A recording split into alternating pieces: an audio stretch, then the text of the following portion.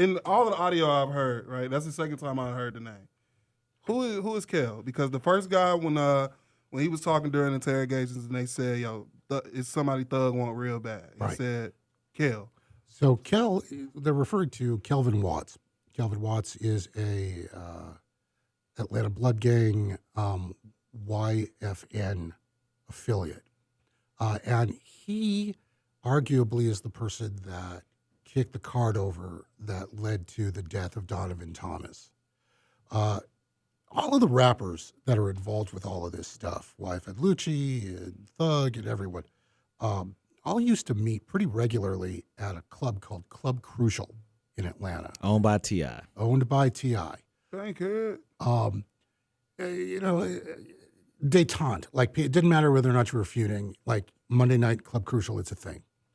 So people were pulling out cash, and Kenneth Copeland had 20 grand on him, and he was flashing it. And Kelvin Watts, apparently, at least this is what it says in the documentation, robbed him. Okay. And there's a huge brawl. There's a gigantic brawl. Lil Duke ends up in Rice Street at Fulton County Jail. Like, afterwards, he's arrested, like, in the brawl.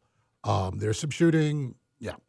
5 days later, according to the documentation, Kenneth Copeland went with Young Thug to go rent a car that was ultimately used in the drive-by that killed Donovan Thomas. And when Donovan Thomas was killed, that started this massive war where both sides, YSL and YFN, like, they were shooting at each other's mothers' houses and their sisters' houses and their girlfriends' parents' houses, like, once or twice a night, every night for weeks and months. Like, and people died. That's Question: nuts. Who is Donovan Thomas? That's not it. Okay, I just want to know what. And he's significant because that's the person that put Lucci on in rap music and believed in the dream or whatever. He also is the person that is kind of at the middle of the beef, right? Yeah, like so Donovan Thomas was, an Atlanta Blood Gang guy. He was affiliated with, like, the actual Blood folks from Los Angeles, the Inglewood family. And he was managing Rich Homie Quan, like, along with his dad. And in 2014, the song Lifestyles comes out. Rich Gang, it was like the big song of the summer, made everybody a bunch of money. Just talked about this. Thug wanted to keep the partnership going, and Rich Homie Quan did not, in part because Donovan Thomas didn't think it was a good idea, and they all thought Thug was a little dangerous, or at least this is how it's described it to me. And so Thug is becoming increasingly insistent. I want to keep going. I want to keep going. What's going on? And that relationship becomes acrimonious. And then their respective crews start getting into beef with each other. People start getting shot. Quan's dad gets shot. Barbershop, right? I think so. Yeah. The Thug's truck gets shot up. Other people get shot up. And, and the thing at Club Crucial was the last straw. And Shell Kell's the guy who pulled the last straw. So when these guys are going in, and from what we've seen, I mean, like you said, 28 people got picked up. The big names that we know for sure that got released or got deals in some form or fashion are the major names. It seems like outside of Thug, Duke is home, Gunna is home. A lot of the people that are well known in the streets are home or whatever. Why? Like you alluded to this earlier. Why do you think they were so ready to just let people go free if they were so dangerous? If they thought they were so dangerous. I think part of it is because the case itself is insanely complicated. Like, we're talking about a trial that's going to take 6 to 9 months. Like, they've been in jury selection since January 9th, and it looks like jury selection. The last thing I heard Friday was that jury selection could go through the summer. Okay, so question on a jury. So what are they looking for? So what they need is somebody who can sit for 6 to 9 months. Like, there are only so many people in this world who don't have anything to do. And they have to be straight out of Fulton County, right? They have to be a registered voter in Fulton County. So old people. No, because I got a notice. Yeah, I'm in Fulton County. So you could be young, but you'll go in there and go like, look, I have a job. I'm going to lose my house and my family if I have to sit here for 9 months instead of earning an income. And they'll let you go.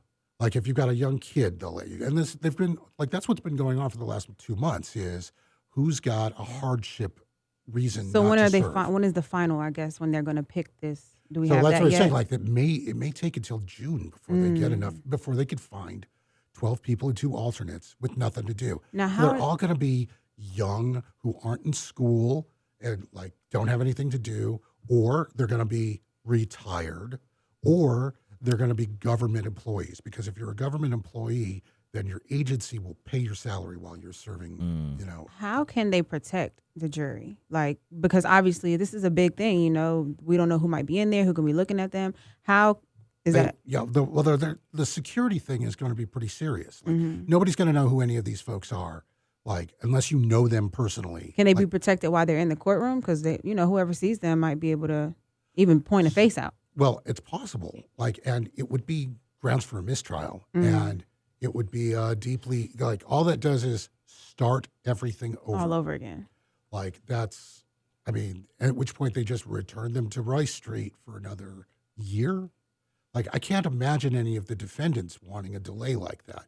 I don't think that there's some act of intimidation that would change the outcome. Like, they just start over because they're that committed. But in the meanwhile, like, all of the other cases that all of the attorneys for all of the YSL folks have are on hold. They can't go to court for any of their other clients while they're in court for this case. Wow. And so a guy like Jay Abt, who is representing Yak Gotti, has 100 different clients, including one who's a cancer patient who can't get a trial because Jay Abt can't be in that courtroom. Like, there are hundreds of cases all over Metro Atlanta that aren't happening. And I think that's part of the reason why we haven't seen other gang charges come down. Because last year, Fonnie Willis was very, like, I'm going to, like, every couple of months, I'm going to, like, there's another street gang and I'm going to charge them. And I'm sort of, like, racking up, waiting for The next one. 4PF or PDE or Play for Keeps or 5L or any of these others. And yeah, a lot of them have rappers attached to them, like waiting for these other street gangs to get charged, and then nothing.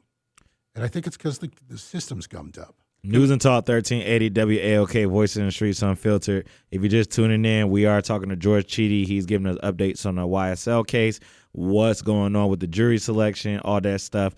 All right, so how likely is a mistrial? And given where we're at, what's your suspicion? Unlikely. It's unlikely. The only chance, I think, of a real mistrial is if after because they're investigating to find out exactly how this leak took place. Like, if they trace that back to the prosecutor's office or the police, there will be a mistrial. Or there's a much likely to be a mistrial. If it's one of the defendants, they're like, you screwed up, like, and we'll take it out of you at the back end. Crazy. So I had a quick question about the like a month ago when I think they were having some kind of court proceeding. There was a major moment where somebody walked up past Thug and tried to hand him what some would say is a Percocet. It was definitely a Percocet. Who knows? Some would say. Who knows? Somebody tried to hand him some pill-like substance. What was that? Thug was not charged. Like, I want to make this clear. Thug was not charged. Thug did not actually commit a crime in this moment. I didn't see one. But the other guy absolutely committed a crime. And I forget which one it was, but he just sort of like went to dap up Thug and then pressed a pill in his hand. And Thug sort of looking down and like, What is this? I heard he went to the hospital. He ate. What so happened? like, so they brought him in the back room and they tried to strip search him, and he got feisty. He got tased, but in the process, he swallowed the drugs, or at least that's what the sheriff's department says. And so they took him to the hospital.